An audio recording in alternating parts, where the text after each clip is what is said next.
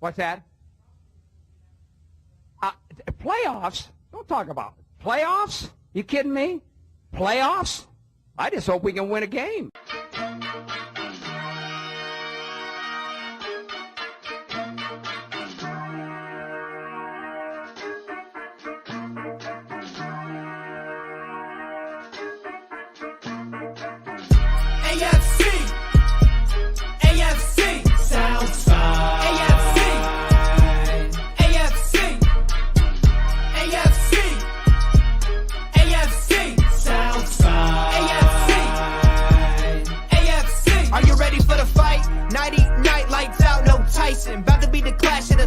Strike like a lightning bolt. You feel the ground pounding, that might be the coast. Quick like a joke, like to hit when provoked. Don't you doubt that. That's a Jaguar to a house cat. That's an outcast to a whole squadron. If you talking Houston, then we've got a problem. You'll probably get the horns if you mess with the cattle. Sit back in your saddle and get ready for the fan battle.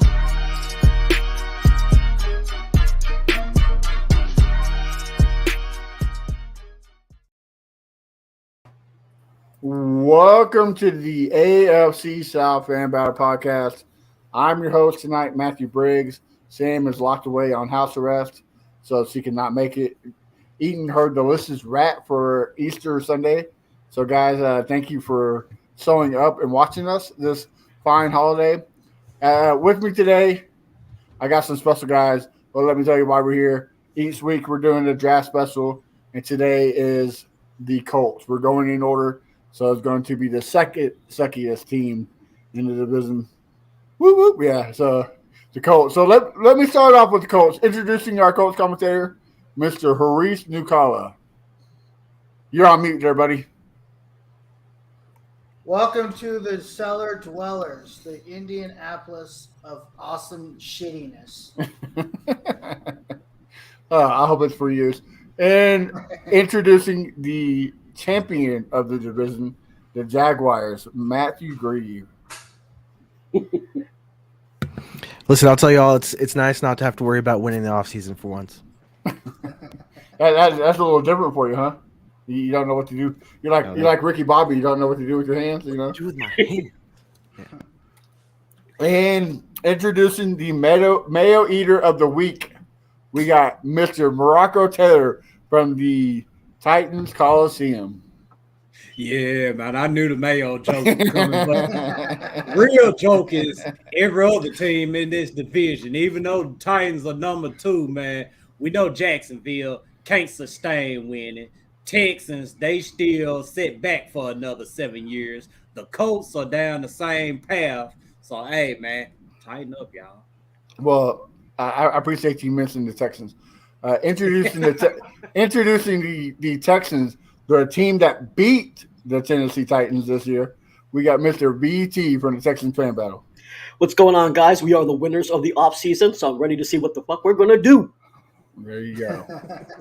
All right. Well, fellas, like I said, we're here for because it's the greatest month in football besides the actual season. It's draft month. Everybody's getting those mock drafts. Everybody's playing some Madden, making some stupid-ass trades. And, you know, I seen a mock draft where it had the Texans trading their number 1 pick for Devontae Adams and getting a 2 out of it. Like, I seen some crazy – like, oh, yeah, we can do this. Yeah, I'm Madden. That's stupid. Like, but, all right, guys. Well, ESPN has listed – this is the needs for the Indianapolis Colts. Haris, you're our specialist, so I'll let you. Did they get it right, or does a couple of things need to be switched or replaced? No, this is pretty accurate. I think maybe the order of necessity is probably a little bit different. Obviously, quarterback's number 1, right? Tackle, you could argue offensive tackle. Now, there's a lot of questions here, right? Is Ryman the guy at left tackle? I don't know. Could you pop him to left tackle? Maybe. Do you move Braden Smith back to right guard, which is his natural position, and then draft a tackle? I think that's a smart thing to do. Cornerback, obviously, with Gilly gone, you need to bring in another corner. We'll see what Bargain Bin Ballard can do in the bargain bin. That's like his thing because he doesn't know how to sign anybody to save his damn life. Edge, Yeah, we definitely do need. We've got Quiddy Pay. He can't stay healthy, but he's shown that he can play. We need a guy opposite of him. Tyquan Lewis is good, but he can't stay healthy. So you really need to find that other edge rusher. Okay. And then receiver, I can argue we don't even have a number one receiver. So I would have been a little bit more aggressive in receiving, but there's nobody out there in free agency. Can you find a number one receiver? Maybe if you maybe take that second and third round pick, bundle it up, move back up into the second. If Quentin Johnson is there, I heard he's falling down draft boards right now. I don't know. I mean, I don't really know what the answer is at receiver, but yeah, we definitely need a number two, or sorry, we need a number one, or something to complement Michael Pittman Jr. Okay. Well, Morocco, y'all finally beat the Tennessee Titans, the Indianapolis Colts finally without Andrew Luck here the last couple of years. So let me ask you, does this board look correct, or what would you do? To me, yeah. They picking four, man. They gonna have to go ahead and get their guy, man. The carousel been going on way too long, and if they keep on hopping on their carousel, man, they gonna get exactly what they've been getting for the last few years. So yeah, I agree. Number one, they gotta go get their quarterback, and two, offensive tackle. They had some problems last year out of their offensive line. They didn't have the Titans' problems, but it was pretty rough for them. And as far as cornerback goes, they lost Gilmore. Yeah, they lost Gilmore. I almost forgot about him for a second, man. He didn't do bad with the Colts this year, but it was a chance to trade him, so they made the move. They got something for him, so they gotta get another guy on the outside, edge rusher. Pretty much the same thing with the offensive tackle. It wasn't the Titans' problems, I don't think, because our pass rush became non-existent on the back half of the season. But they definitely need edge rusher, and at wide receiver, they could use another wide receiver. And I say they could use a slot wide receiver. How they're set up right now at wide receiver. Got Michael Pittman, you got Alex Pierce. Yeah, you got Pierce. So I think those dudes will be okay on the outside. They can get a guy in the slot, and they can just stay in the slot. And it would be great if that guy could play on the outside as well. But just a legit slot guy, they'll be cool. Somebody like they wish like Paris Campbell would be. Like Paris Campbell could have been that slot guy, but couldn't stay on the field to be that guy. So I can see that. BT, we almost swept him this year. I don't know how. I think he did it on purpose. That last play, I don't know how that ball went through that defender's hands, but I think he did it on purpose. But what do you think about this? Do you think it's correct? Yeah, I think this is correct. And you just mentioned it, but we were a pretty bad team, and the Colts couldn't beat us. Yeah, we tied that first game, but you didn't beat us, guys. So no. So we beat you the second time. We could say whether that was bad or good, mostly bad, but still we beat you. So you guys need a quarterback. I think that's without a question. The real question there is, what quarterback are you going to get? Because we don't know what Carolina is going to do. If Carolina goes Stroud and we go Bryce, I think you guys might get AR, and that's probably the only fear that I have, because I don't want you guys to get AR, because I think Shane can do a number with that. The only thing that you guys have going for you right now is Jonathan Taylor and Shane Steichen. And so if you have AR, you guys could do something with that. But I agree with this list. I'll also say that there's a bunch of late round receivers, which I think you guys might take advantage of. Edge, I don't know if you guys will be able to grab an edge depending on where you're picking, and because I think you might take a corner that in the second round. I don't know if you're going to be able to solve edge here, but I think you should be able to get your quarterback and your cornerback in this draft class. All right. Last but not least, Matt Grieve. I mean, you always beat him at Jacksonville, so I mean, you should know what they need, right? What they don't need is another 38-year-old quarterback. But as far as that list goes, I think starting off with number one at quarterback, any team that doesn't have their set quarterback of the future, that's always going to be number one.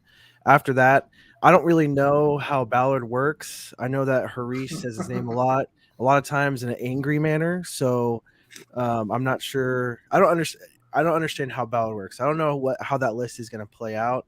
But I think after quarterback, I think there was offensive tackle, Tackle, edge, quarterback, edge, wide receiver. So I mean that you can almost copy and paste that for most teams. Take out the quarterback, and pretty much almost all teams need that in every draft. So figure out number one, and I think the rest will fall in place. And of course, however Ballard drafts, again, I don't know how. I feel like he does a lot of smoke screens that even fans don't even know what's going to happen until it actually happens. But personally, with it being a deep wide receiver draft, I wouldn't put it all the way at the bottom. I would probably bump wide receiver up a little bit more. Get your quarterback of the future and then get him some weapons. Especially if you are leaning towards one of those more athletic quarterbacks. Offensive tackle can kind of move down a little bit with the athleticism, being able to move around the pocket. But again, that it all depends on what goes on with number one. But I guess I agree with that list. Are we talking about who we think they're going to get, or just just that list? We'll get there here soon. I guess I agree with it. Yeah. So we are going to be talking about the first. I mean, there's 7 rounds that could take us almost an hour. So we'll just talk about the top 3, the first 3 rounds of the Colts draft. But on the Texans fan battle last Thursday, we had a draft expert from the HBCU on Bill Carroll, and he agrees with me. This draft is probably one of the most skillful drafts when it comes to positional players since probably 2011. Like 2011 was such a great draft. I mean, you had J.J. Watt, Von Miller. Like, it was just so awesome. So you're our guest tonight, already. So I'm going to start with you. Number 1, who are you taking at 4? Who are you taking in the first round? So if I went, obviously, depending on what happens with 1 or 2, right? Because there's some smoke screens at number 1. If somehow, the Panthers don't take Young or Stroud, that would be my pick at 4, right? It should be Young or Stroud.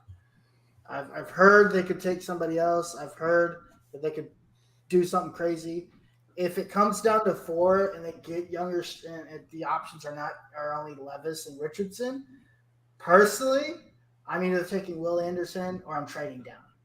So I'm operating under the influence that neither of those first 2 guys will be there.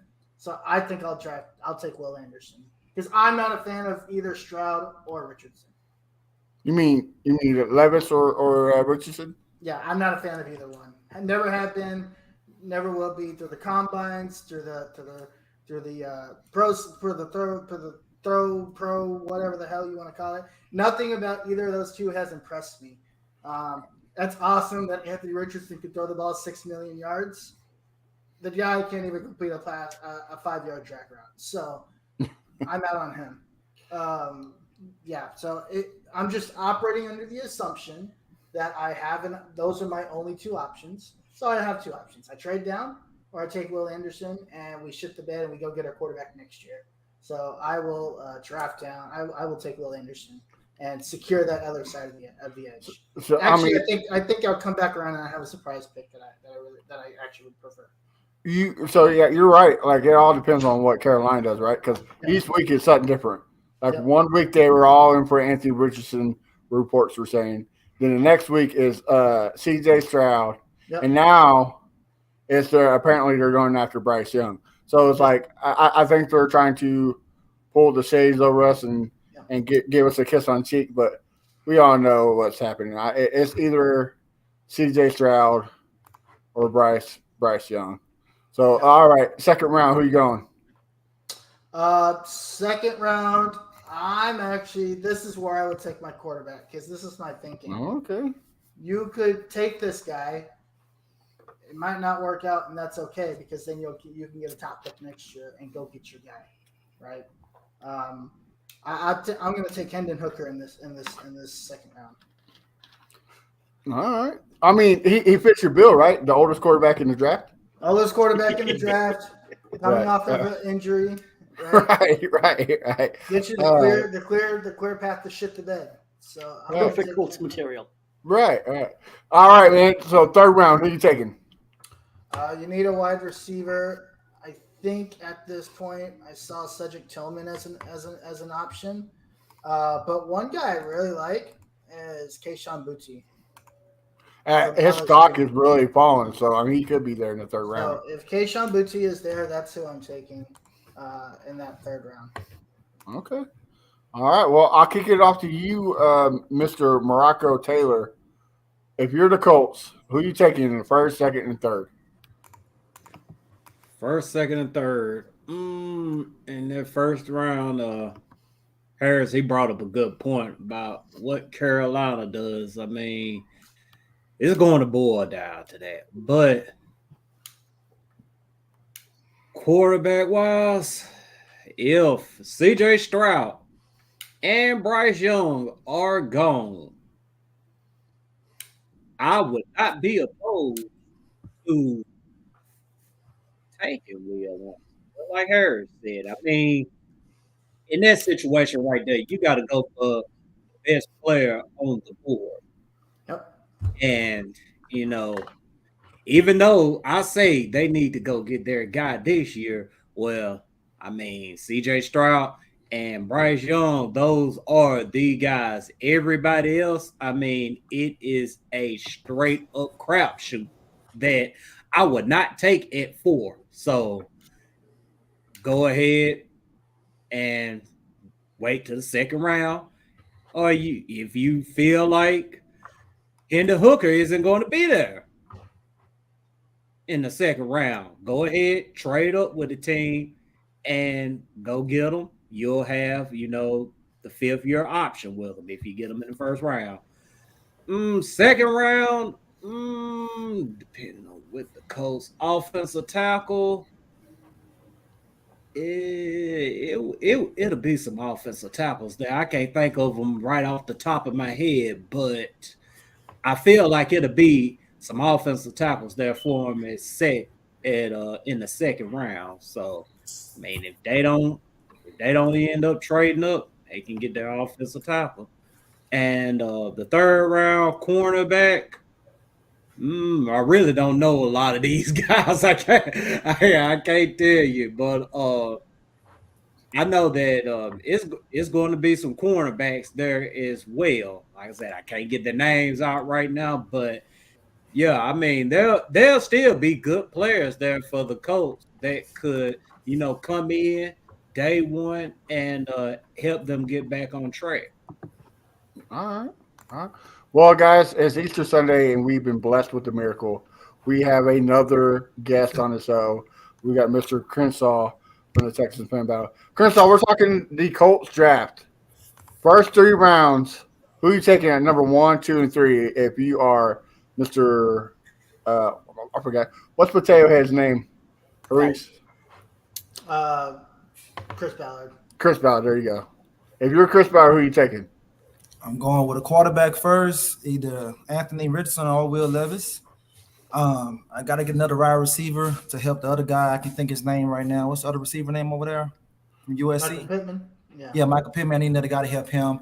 And then I think I want to go running back because they didn't beat I can't think of the other running back name right now. Beat him to the ground, and he needs some help. Yeah, Jonathan Taylor. They didn't beat him to the ground. I think he needed a running back. I mean, the third pick might be too high. You might get one later, but I still think you need a solid running back to help him out. And I think they need to go all offense. The defense is pretty good. Just go all offense and compete in the AFC South. The division's there to take for any team, Jags, Texans, or Titans. So that's what they should do. We all do suck. So yeah, we all suck. So might as well do that. Yeah. That's a pretty pretty wild suggestion. Yeah. I mean, they didn't re-sign none of their old running backs, right? Like Wilkes is gone. what's his face got traded to the Bills last year. So it's just Jonathan Taylor, right? Yeah, I think so. And they're going to beat him to the ground. So you might well get another running back right now while you can. Oh, I think he got Zach Moss from that Zach trade. Moss. Yeah, you Yeah. got Zach Moss from that trade. He'll be okay. But again, to your point, the running back room is deep this year. If you lucked out, right? This is a very, very lucky luck out. You can get like Deuce Vaughn in the third or fourth. Oh, dude, they're talking sixth round.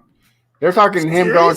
Yeah, they're talking fifth at least. They're talking Jordan Reed from ESPN has the Texans picking him at 203, which I would love. I would love to get Deuce Vaughn. Well, Deuce Vaughn is that Naheem Hines, right?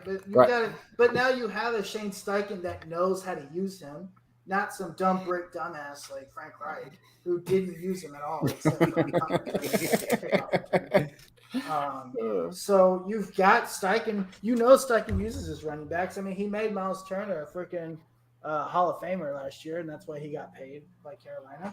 So you got an opportunity there. So I think if Deuce Vaughn is there in the third or fourth round, why not? You've got a couple third round picks. You got a couple of fourth round picks. So I don't see why not. All right, Matt, you're Chris Ballard. First 3 rounds. What you got? So interesting. I thought I was going to be unique and have these fantastic, great ideas and be smarter than everyone else in the room. But actually, mine is very identical to Harish. Mine's very identical to Harish. So with the quarterbacks, I think Bryce Young's going to be the first one to go, and then CJ Stroud. But and I think those are going to be surefire quarterbacks in the NFL. Are they going to be like all-stars? I think they'll be decent quarterbacks in the NFL. Then after that, I think it's a crapshoot. Will Levis, Anthony Richardson. If the guy moves to tight end and running back, I think he'll be better off that way. I having come from Jacksonville, everyone's a freaking Gator fan. They had his quarterback coach on every single week, and they talk about him. The guy just isn't. He just doesn't have the head for it. He may have the athleticism, but it's just never going to happen. I watched a lot of his games last year. Anthony Richardson, he's just not a good quarterback. What I would do in the first round, ideally, if I were the Colts, trade down, get rid of the, get more draft capital, and go that way. But if you can't trade down, guess the best player in the draft as far as that isn't a quarterback. So Will Anderson. And I think that's what you said, Harish, right? Yep. Trade down. If that doesn't work, get Will Anderson. And then second round, if he's available, get Hendon Hooker. Again, second round, if you pick Richardson, you're going to be sitting him anyways. The guy is going to take a couple years just to be able to play on the NFL field. So take a flyer in the second round with Hendon Hooker, who I think he's good. And I think he'll be available in the second round, especially coming off that injury and his age. And then the third round, get a wide receiver for him. Who does that look like? I would have no idea. I think I saw in one of these mock drafts was Jonathan Mingo out of Ole Miss. Yeah. They had him. That's a good one. They had him go in the third round to the Colts, be opposite of Paris Campbell. So there's a lot of great receivers. You got Crenshaw's man, A.T. Perry, right? Isn't that how you say it? Out of Purdue. You got Andre Iosoba, whatever, from Princeton. Like, there's a lot of good physical run receivers you can get in the later round. So this is their year to do it. I have a question for Harish, though. What's up? If you don't get a quarterback in this draft at all, what do you still have Ellinger, right, on the roster? Who do you start? No, Yeah. you start. We start being Jaguars fans, and we go haywire over Minya. Well, I think the problem there, once you win a few games, whereas if you went with Ellinger, you'd lose a lot and get higher draft. Yeah, that's fine. I'll go play quarterback, just to secure the bag. Yeah. Hey, as long as you do not win, lose as much games as the Browns, like we need the Browns to go 0-17. Hey, I think we want Marvin Harrison Jr. in Houston next year. So we need. Oh, see, that's the goal for us as well, is Right. to figure that out. So Also- we need to get that. Is there anything to the rumors of the Lamar Jackson going there at all? No, I don't think. I hope not. That's another guy I'm just not a fan of. But I'm hoping that them getting OBJ today kind of help settle Lamar Jackson and he resigns. I feel like that's a last chance, last effort ditch to keep him. Also, I feel like if Lamar Jackson was going to get traded, it would have already happened. But then again, there's that whole thing with after the draft, right? Just to see how things play out, and maybe that's when a team probably makes a move. So he either gets moved during or after the draft, just my opinion, if he gets moved at all. All right. Well, I know I see VT over there shaking his head every time Matt was saying some bad things about Anthony Richardson. So you know you're about to get it. So VT, go ahead and say. First of all, I am Anthony Richardson hype man, so Oh God, you're 100% wrong. help us all. You're 100% wrong by thinking that he doesn't have it between the shoulders, man. This dude finished high school early just so he could actually be in the off-season program. He is dedicated to football, and he's actually got the smarts. The issue is that when he wanted to be in the off-season program, COVID hit, and so his chances of actually getting trained during that time were kaput.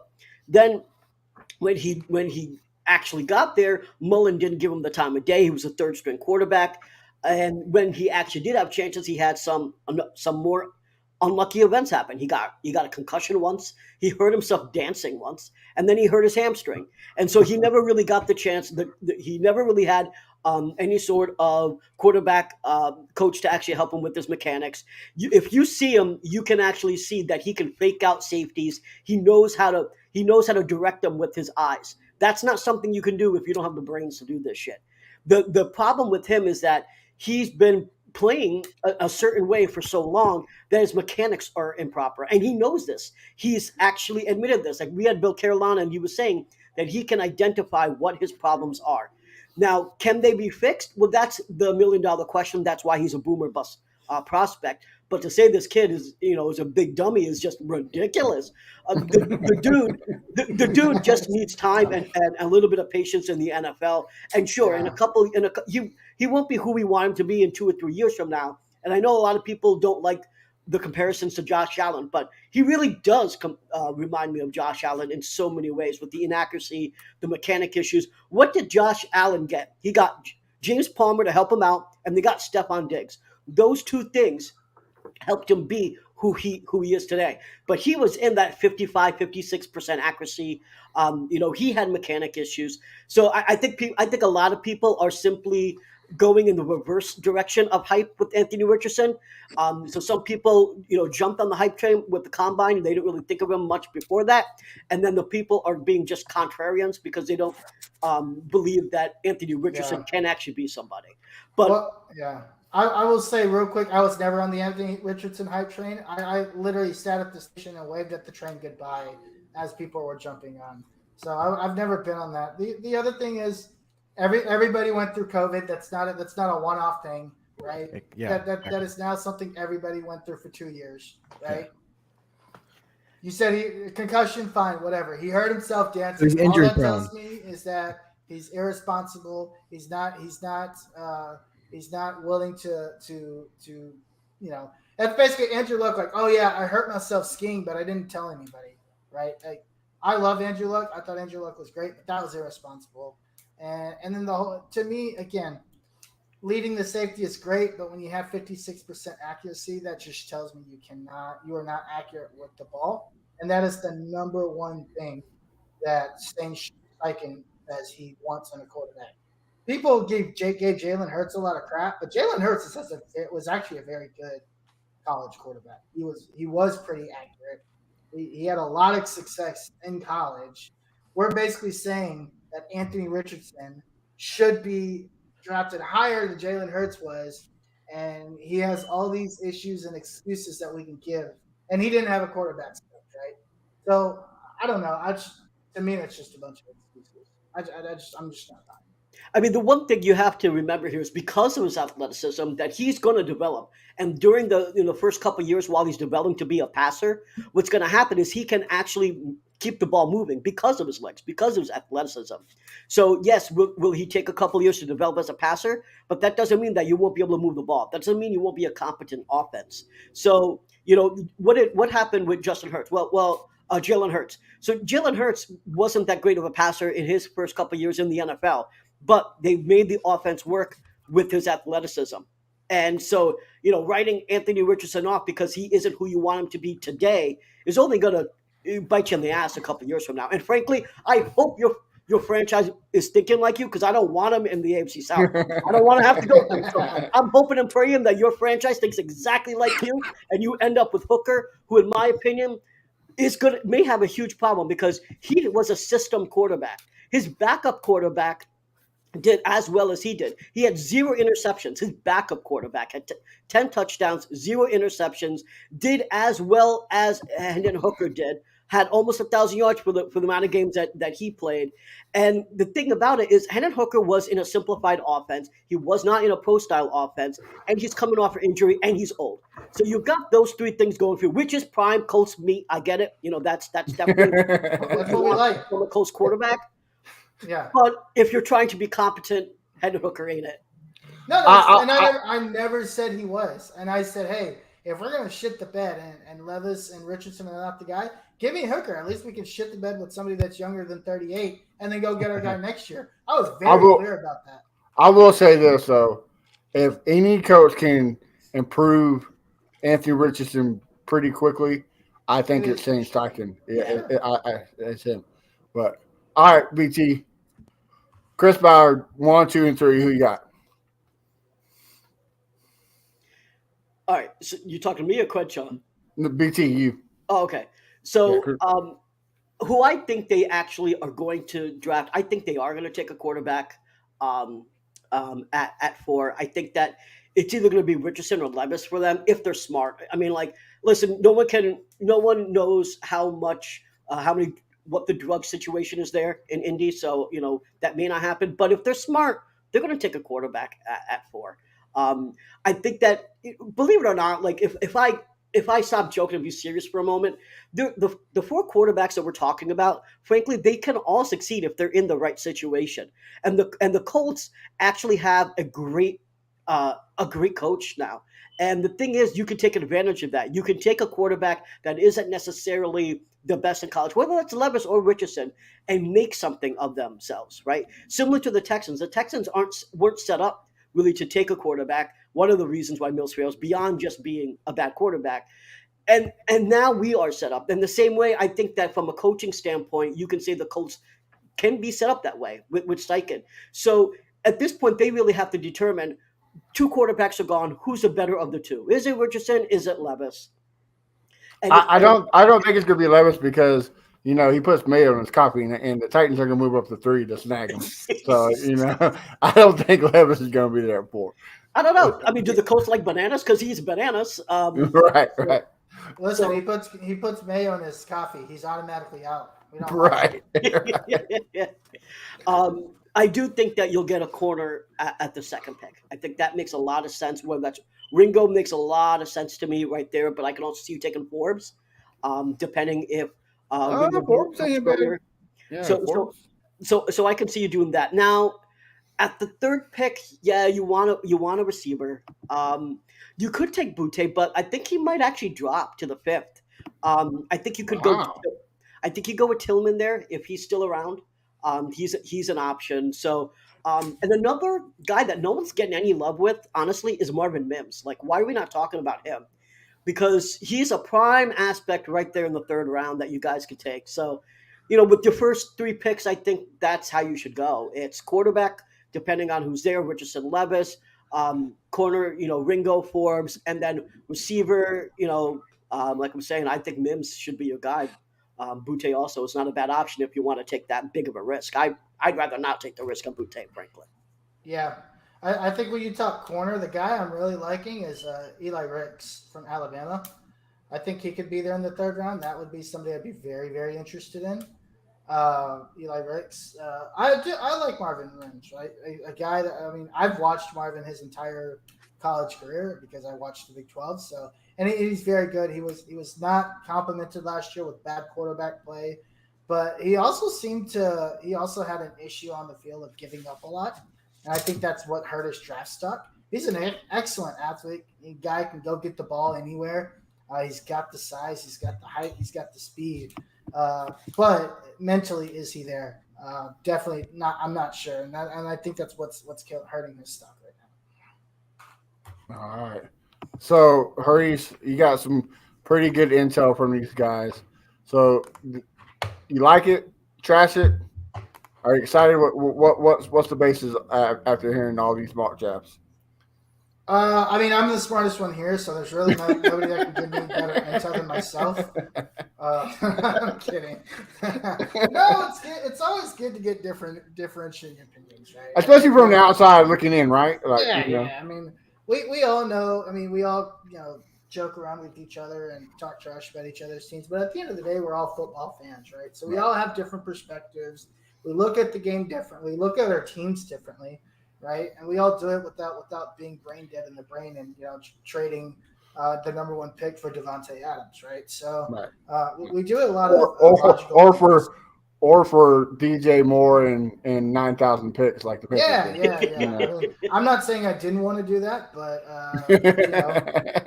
I was always a fan of doing whatever you can to get to number one, because in my opinion is Chris Ballard. He is on his last opportunity. So to me, if I was Chris Ballard, it's like, well, if it fails here, I'm not responsible for the future, right? You're going out B.O.B. style, huh? You're going out B.O.B. style, huh? Yeah, set the flame to it. That's kind of how I would do it. But in other words, if he does fail, he didn't screw us over in the process. So I guess I give him credit for that. But no, I think we a lot of good discussion here. Does it suit my pick? Not really. Because I'm a CJ Stroud stan. So if there's somehow he gets there at 4, if Stroud is there at 3, then I think you trade up, right? If something happens, something wild happens, and he's there at 3, or Young, right? You've got to take your opportunity. Is it going to happen? I doubt it, but I think that number one pick is going to be very, very important. And we have seen some wild number one picks, so I wouldn't count it out. There is a slight possibility, right? Because you can have the Panthers that still shock everyone, get AR, we go Bryce, and then Stroud's there. Right. Yeah, absolutely. Yeah. So hey, again. Or we go Will Anderson. Yeah, there's tons of stuff that can happen. Or Carolina's like, you know what? We don't want our quarterback. We're going to suck again anyway. So go get Will Anderson at 1. There's a lot of different possibilities that can happen. I did say that it's kind of good getting the guys from the division, but then yet the division sucks. So what we know, all of our teams don't help us, help out anything. So, all right, guys, man, this was a great draft talk for the Colts. Next week, we got the Mayo eating team in the house, the kissing cousin team in the house. At the number 11 pick next week, we'll have Titans commentator Morocco. You gonna have that Miracle Whip ready for you? No. But if I'm able to be around, what I will have is everything Titans. So, I don't know what we're going to do. There's so many, scenarios and, directions we can and need to go. But at the end of the day, man, just like I said with the Colts, no matter where you pick it, man, you just got to roll with the best player that's there. Yeah. All right. Well, guys, so next week you can catch us with the Titans. So, like my boy Crenshaw said all the time, this is the worst part of the show because it's the end. So let me kick it off. Harish, where we can find you on social media and what you got working. You're on mute there, buddy. You can find me on social media everywhere at the Uncle Gandhi. Right now I'm working with the guys here. We just kind of send stuff up with the network. So Nothing, no special projects here right now. I do try to be a guest on. Obviously, I'm on this show fairly often, and then I try to be a guest on the Horseshoe Mob podcast. So definitely go check those guys out every Tuesday night, if I'm not mistaken. Yep, Tuesday 9 Eastern. So check them out. So they'll probably be talking about the draft this week. So check them out. Morocco, tell us where we can find you and your hoodlum bunch. Yeah, man. I mean, you can always find me in Tennessee Titans Elite. That's our Facebook group. I mean, I'm highly active there. You can also catch me on Twitter at MFK8. I know I can cuss on here, but I'm trying not to cuss or whatever. I'm trying to get better at it, man. But you see the handle. That's where you can catch me at on Twitter. And thank y'all for having me here tonight, man. Yeah, definitely need to come on next week. I would love to hear your Titans draft picks. All right, BT, where can we find you at? You can find me on Twitter at Brown Chubby Bear. Usually yelling at other Texans fans and letting them yell at me. It's a two-way street. You can find my articles at I have to get the website right now because we changed it. So let everyone know we changed the website, right? So it's fanbattlesports.com. My article's up there. There are a lot of people are writing now. Matt's writing, Morocco's writing. So check out fanbattlesports.com. If you're watching this on Facebook or listening to the audio podcast, check out the Texans Fan Battle YouTube channel. We have not only our podcast there, but we have other episodes. We just released our episode on the 15 sleepers that you want to know in this draft. Expert Bill Carroll, who's the director of scouting from MBS, really helped us out with that episode. So check them all out. All right. My A1 since day one. Crenshaw, tell them where you find you at. You can find me at Fifth Ward Crenshaw and VT. What's wrong with Butte? You can tell me after the show. All right, guys. You can find me at A1 Day One Texans. Like BT says, I got a couple articles up on the Fan Battle Sports Network, so make sure you check that out. And guys, make sure you tune in to these great podcasts that we have on this network and check out the others. You can find this podcast at Texas. I'm used to mine. You can find this one at AFC SFB. I hope I didn't murder it like Sam did. But guys, until next week, we'll see you again.